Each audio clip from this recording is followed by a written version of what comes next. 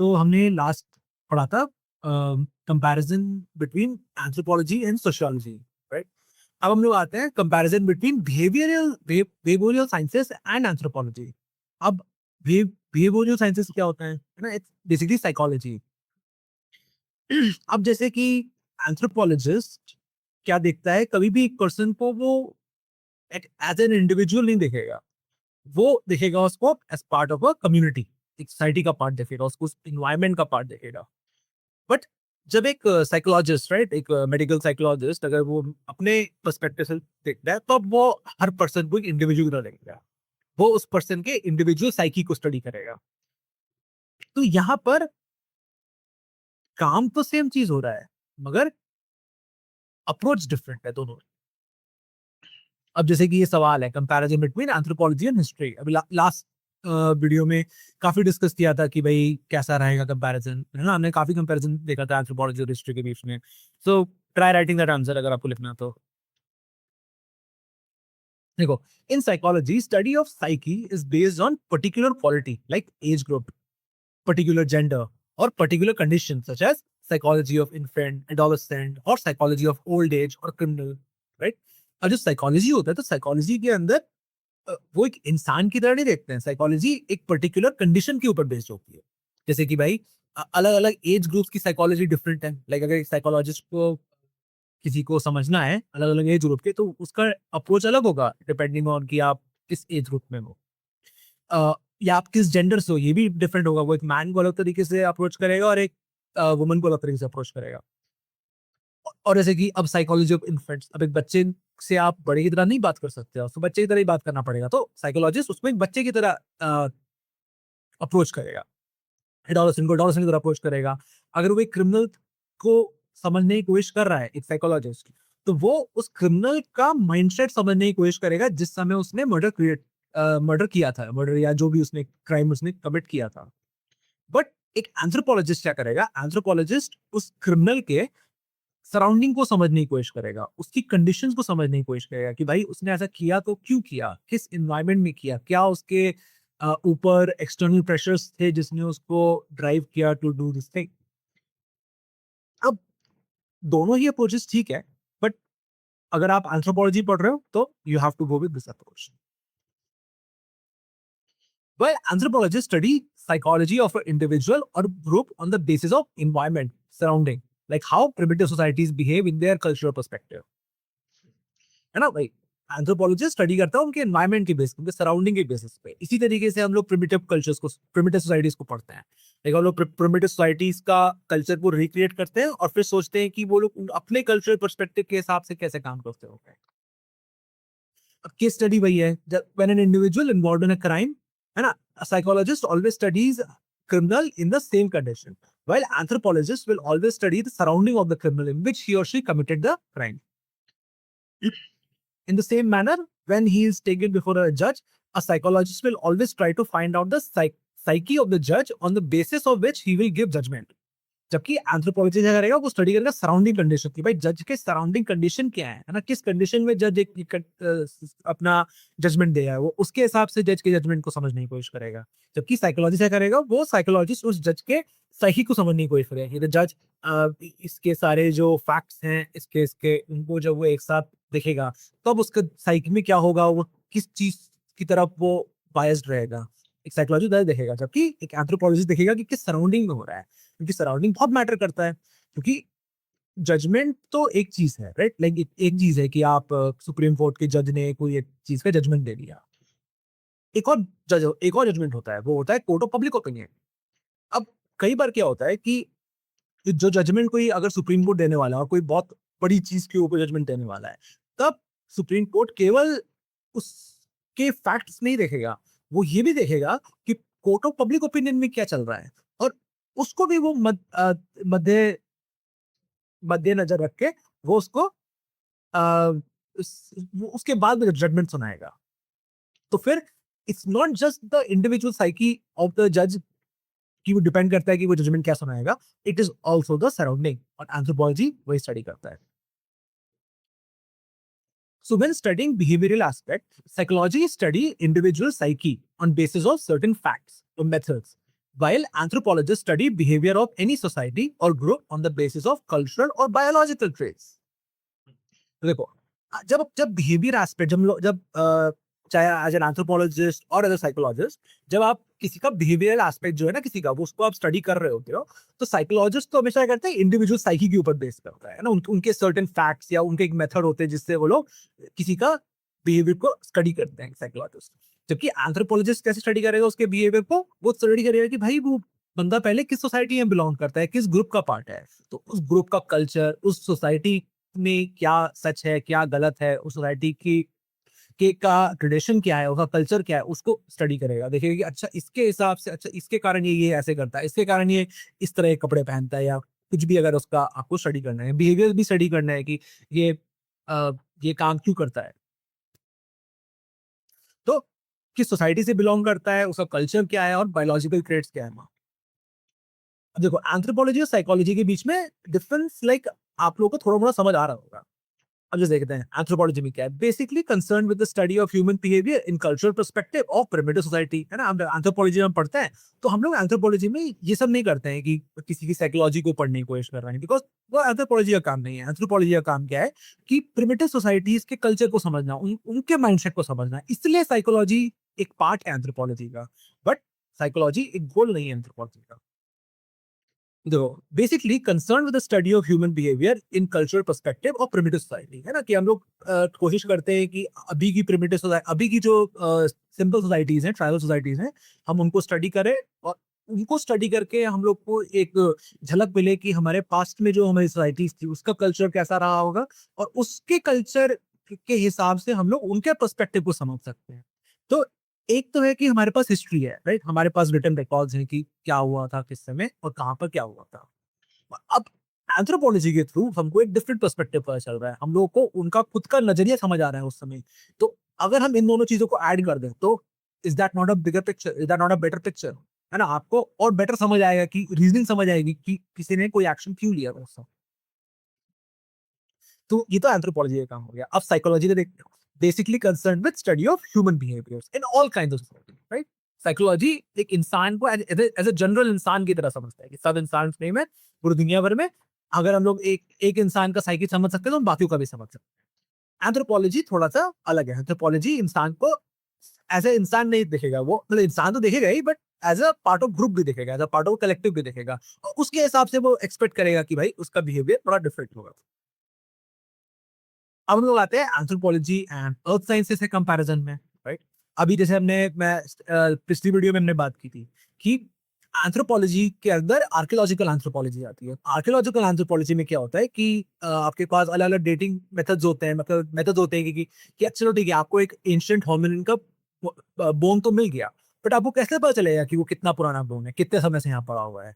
तो उसके लिए अलग अलग मेथड्स होते हैं, जैसे कि कार्बन डेटिंग, आर्गन डेटिंग, ऐसे काफी सारे मेथड्स होते हैं। हम लोग ये सब पढ़ेंगे आर्कियोलॉजिकल एंथ्रोपोलॉजी के अंदर। बट अभी के लिए इतना जान लो कि लाइक सबसे फेमस है, और आप लोग को भी काफी हद तक ये आइडिया होगा कि कार्बन डेटिंग एक चीज होती है, राइट, जिसके अंदर जो C14 कार्बन का जो आइसोटोप होता है उसके अम, उससे वो डिके होता रहता है, because it's radio active, right. तो उसका एक हाफ लाइफ है। तो उसके हाफ लाइफ के हिसाब से हम लोग देख लेते हैं कि अगर इस कितनी कार्बन 14 की मात्रा बची है इस बोन के अंदर, उसके हिसाब से हम उसकी एज कैलकुलेट कर सकते हैं उस बोन की। बट इसमें इशू ये होता है कि carbon dating is not a omnipotent tool, like ऐसा नहीं कि आप उससे कितनी भी एज तक आप कैलकुलेट कर सकते हो। मैक्स टू मैक्स आप उससे 1 लाख साल पहले, लाइक 100,000 ईयर्स, उतना पहले तक के ही आप बोन्स को देख सकते हो। बट अभी जैसे कि हम लोग बाद में आर्कियोलॉजिकल एंथ्रोपोलॉजी में पढ़ेंगे, जो ओल्डेस्ट होमिनिन है हमारे, हम लोग जिसको मानते हैं, वो है आर्डिपिथेकस कडप्पा। और आर्डिपिथेकस कडप्पा का जो स्केलेटन है, that is 1 second, I am not exactly remembering, let me check.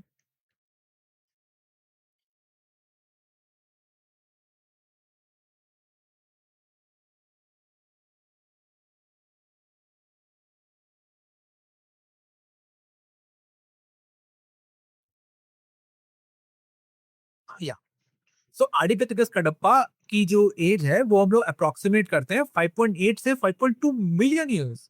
तो अब अगर अगर हम कार्बन डेटिंग से केवल 100,000 1 लाख साल पहले तक दे सकते हैं, तो फिर इसकी एज कैसे निकाली? तो इसी के लिए वो अदर अदर प्रोसेस होते थे, आर्गन डेटिंग है, right? That is much better than carbon dating. And एक और हमारे पास एक बेटर टूल होता है जो अर्थ साइंसेस से हमको मिलता है, इसको हम लोग कहते हैं स्ट्रैटियोग्राफ। अब स्ट्रैटियोग्राफी क्या होता है? स्ट्रैटियोग्राफी होता है जो सेडिमेंट्स होते हैं। अब जैसे कि आपको शब्द स्ट्रैटोस सुनाई दे तो आप लेयर्स सोचा करो। तो जैसे सेडिमेंट्स की जो लेयर्स होते हैं, उन लेयर्स की तरह जैसे जैसे हम नीचे आते रहते हो, वैसे वैसे आप टाइम की में पीछे जाते रहते हो, क्योंकि वो लेयर्स उतने ही पहले जमे होंगे। तो उसको उसकी जो लेयर्स की स्टडी होती है उसको हम लोग स्ट्रैटियोग्राफी कहते हैं। तो डिपेंडिंग ऑन कि हमको वो फॉसिल कौन सी सेडिमेंट की लेयर में मिला है, हम उससे उस सेडिमेंट की एज को अप्रोक्सीमेट कर सकते हैं। और ये नॉलेज हमको एंथ्रोपोलॉजी में नहीं रिसर्च हुआ है, इन सब नॉलेज का। ये सब रिसर्च हुआ है ज्योग्राफी के अंदर, अर्थ साइंसेस के अंदर। अब लाइक आप लोग अगर जैसे अगर आप में से जो लोग यूपीएससी एस्पिरेंट्स हैं वो लोग, और या फिर आप नॉर्मली भी अगर आपने ज्योग्राफी पढ़ रखी तो आपको पता होगा कि सारे जो starting from starting of earth, like around 4.8 billion years ago, like उस समय से everything has been aged, right? सबका eras and epochs have been established. तो वो चीज का पहले काम था अर्थ साइंसेस के अंदर, to study the history of earth. But जैसे जैसे हम लोगों को होमिनिन्स हमारे मिलने लगे, पुराने पुराने हमको हड्डियां मिलने लगी, और कार्बन डेटिंग से उनकी एज निकालना ऑलमोस्ट इम्पॉसिबल हो गया, वैसे वैसे हम लोगों ने दूसरे मेथड्स, दूसरे साइंस से, जैसे अर्थ साइंस का जो ये है कि स्ट्रैटियोग्राफी जो है, हमने उसको यूज करने लगे in order to get an average idea कि वो किस एज में होगा। Because just look at, like अभी जो हमने देखा आर्डिपिथेकस कडप्पा का, उसका एज वी डोंट नो कि एग्जैक्टली वो कितना पहले है। It's a age range, right? 5.8 से 5.2 मिलियन ईयर्स, दैट मींस उसके बीच में 600,000 ईयर्स का डिफरेंस है। 600,000 ईयर्स, लाइक अभी तक पूरे ह्यूमैनिटी की जो रिकॉर्डेड हिस्ट्री है वो 12,000 साल की है। और वो भी 12,000 साल वो उस समय के अंदर बात, वो भी आर्कियोलॉजिकल ही है, क्योंकि वो सब नियोलिथिक और मेसोलिथिक एज को भी हम लोग काउंट कर रहे हैं उसके बाद। और पूरी और हाँ, और यहाँ पर हम लोग बात कर रहे हैं एज एज रेंज की 600,000 ईयर्स की। उसमें से कभी कभी होगा वो, so it's not an accurate science, it is हम लोग अप्रोक्सीमेशन निकालते हैं। बट अ, अब वो टाइम टाइम रेंज ही इतना बड़ा है कि ये जो इतना है जो डिफरेंस है, it doesn't matter that much in the bigger picture. So the study and approaches of earth science is very different from those of archaeological anthropology. Obviously, है ना, like earth sciences का अभी तो हमने देखा कि earth sciences का जो approach है वो बहुत अलग है. It is not, the goal is not to study ancient human hominins. गोल है उसका to study the ancient हमारे अर्थ की हिस्ट्री, अर्थ की हिस्ट्री देखना, या फिर जो दूसरे नहीं नहीं वो भी वो बायोलॉजी के अंदर भी आ जाता है, बट अर्थ साइंसेस के अंदर वो भी आता है कि जो दूसरे एनिमल्स हैं उनके जो एंसेस्टर्स हैं उनको स्टडी करना। बट आर्कियोलॉजिकल एंथ्रोपोलॉजी से तो बहुत different.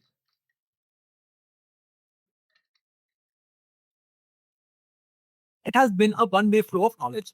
Means that knowledge of sub-layers of Earth, rock forms, and this time period is important in anthropology because fossils of human primates, cultural artifacts are found in such surface sediment rocks, beside the knowledge of stratigraphy. Exactly. तो वही चीज कह रहा है कि ये one way flow of knowledge है, मतलब कि ऐसा नहीं है कि जैसे कि अब सोशियोलॉजी है, राइट? सोशियोलॉजी हमको, हम लोग उसको सोसाइटी का वो एक पहलू हमको देता है। और एंथ्रोपोलॉजी और सोशियोलॉजी सेम चीज नहीं है।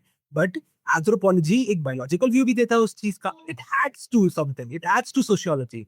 बट एंथ्रोपोलॉजी और अर्थ साइंसेस में, earth sciences doesn't add anything to anthropology, because नहीं, earth sciences only adds things to anthropology, anthropology कुछ ऐड नहीं करता है, it's a one way flow.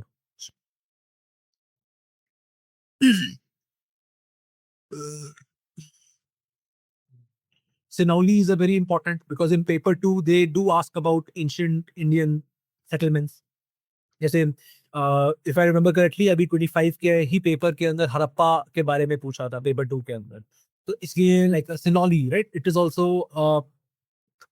Like we will study about this in archaeology, but read it yourself as well. Health and relative dating of evidence related to bio and cultural evolution of man. The earth science scientists study about environment of earth on scientific basis, and anthropology uses that data to study its effects on human society. अब देखो अर्थ sciences जो है, earth science scientist जो होते हैं वो study करते हैं एनवायरनमेंट, अर्थ का जो एनवायरनमेंट पास्ट में कैसा था है ना, साइंटिफिक बेसिस से। और एंथ्रोपोलॉजी उसी डेटा को यूज करते हैं अपने ह्यूमन सोसाइटी को स्टडी करने के लिए पास्ट की। Anthropology and economics. अरे हाँ, like right right right let मैं ये भी चीज ऐड कर देता हूँ कि अर्थ साइंसेस से हम लोग को पुराने टाइम पे अर्थ का एनवायरनमेंट कैसा था वो भी पता रहता है। तो जैसे कि हम लोग वंडर कर रहे थे पहले कि भाई सबसे पुराने जो फार्म्स थे वो 10,000 बीसी के इस बाद ही क्यों मिले हम लोग को, लाइक उसके बाद ही क्यों शुरू हो गया अचानक से एग्रीकल्चर, उससे पहले क्यों नहीं हुआ एग्रीकल्चर इतने समय से। ऐसा तो है कि उससे पहले ह्यूमंस थे नहीं। अभी देखा हमने आर्डिपिथेकस का डप्पा लाइक 5.2 5.8 मिलियन ईयर्स, ठीक है उस समय वो प्रॉपर ह्यूमन नहीं था। बट अगर हम लोग माने कि हमारा एंसेस्टर जो जिसकी जिसके पास लाइक एक रीजनेबल लेवल ऑफ रीजनिंग है and can do most of the things that we can do these days, तो उसको हम लोग लाइक होमो हैबिलिस और होमो इरेक्टस से लोग देख सकते हैं। But that is also around 500,000 years ago, right? तो 10,000 इयर्स अगो ऐसा अचानक से क्या हो गया कि चीजें बदल गई। Like Neanderthals have been there since 150,000 years to 50,000 years ago till, but they even had fire, right? तो बट उसके बाद भी why didn't they start agriculture? सो ये चीज हमको अर्थ साइंस से पता चलती है कि 10,000 बीसी से पहले इन्वायरमेंट बहुत खराब था। लाइक बारिश होती रहती थी, गर्मी सर्दी, कभी आइस एज आ रहा था उस समय तक। तो इस चक्कर में it was not habitable, like it अच्छा नहीं था इन्वायरमेंट अर्थ का कि ह्यूमंस रह सकते थे। बट 10,000 बीसी के आसपास, बीसी के आसपास चीजें बदल गई। लाइक बारिश होना कम हो गई, आइस एज रिसीडेड, सन आने लगा, जैसे आज जैसा एनवायरमेंट है इस तरह का एनवायरमेंट मिल गया। इसीलिए उसके उसके बाद से we find first human settlement, उसके बाद से we find we evidences of first villages, farms and then cities and then to us today. अब हम लोग को एंथ्रोपोलॉजी एंड इकोनॉमिक्स को भी पढ़ना पड़ेगा, बिकॉज कई लोग सोचते हैं कि economics is all about money and क्या होता है, right? Money and flow of money and maths and formulas, right? That is not true, at least according to me. I'm not a professor in economics, so but according to me, economics is not about that. Economics is about psychology. Economics is about humans. जैसे कि हम लोग economics में क्या पढ़ते हैं, repo rate पढ़ते हैं हम लोग, राइट? अब रेपो रेट में क्या होता है?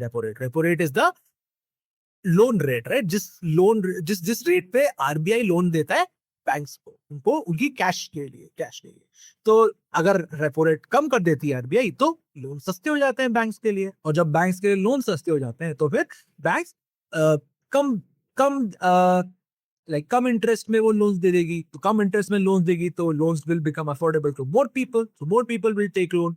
If more people will take loan, then like the liquidity in the market will increase, that means inflation will happen, right? So repo rate increase करने से कोई लीवर नहीं शुरू कर दिया आरबीआई ने ना, जिससे ये चीजें बदल गई।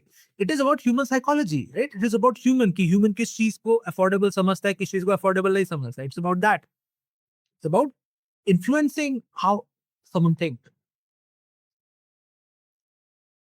सो इकोनॉमी एंड एंथ्रोपोलॉजी का भी अच्छा रिलेशन है। Like economy study production, distribution, consumption, mostly modern society, right? यही सब इकोनॉमी स्टडी करता है, जबकि एंथ्रोपोलॉजी भी स्टडी करता है इसी चीज को कि भाई कंजम्पशन कितना हो रहा है, प्रोडक्शन कितना हो रहा है, डिस्ट्रीब्यूशन कितना हो रहा है। बट वो प्रिमिटिव सोसाइटीज के बारे में। इकोनॉमी अभी प्रेजेंट की स्टडी करता है और एंथ्रोपोलॉजी में हम लोग पास्ट की स्टडी करता है। देखो एंथ्रोपोलॉजी ना basically related with primitive society, मतलब सच कोई उतना डिफरेंस, उतना ओवरलैप नहीं है इकोनॉमी और एंथ्रोपोलॉजी में। बस एंथ्रोपोलॉजी में जब हम लोग प्रिमिटिव सोसाइटी को पढ़ते हैं तो हम लोग उनका इकोनॉमिक साइड ही पढ़ते हैं, हम लोग उनका इकोनॉमिक चीजें समझते हैं। क्योंकि अगर हम लोग उनकी इकोनॉमिक नीड्स को समझ सकते हैं कि उनकी इकोनॉमिक नीड्स क्या आते हैं, तो उससे हम लोग ये समझ सकते हैं कि वो लोग उन इकोनॉमिक नीड्स को पूरा करने के लिए क्या काम करते थे, राइट? सो हमको एक नया पहलू मिल जाता है उन एंशिएंट सोसाइटीज का इकोनॉमी को यूज करके। तो basically related with the primitive society, right? But economy क्या है? बेसिकली रिलेटेड विद मॉडर्न चीजें। इकोनॉमिक्स अभी की स्टडी होती है। एंथ्रोपोलॉजी है ना, approach of economic anthropology is holistic, है ना? लाइक जो अप्रोच है इकोनॉमिक्स की एंथ्रोपोलॉजी के अंदर वो होलिस्टिक है, राइट? हम लोग उसको सिर्फ मनी के बेसिस पे नहीं समझते हैं, हम उसको लोगों के नीड्स के हिसाब से समझते हैं एंथ्रोपोलॉजी के यहाँ पे।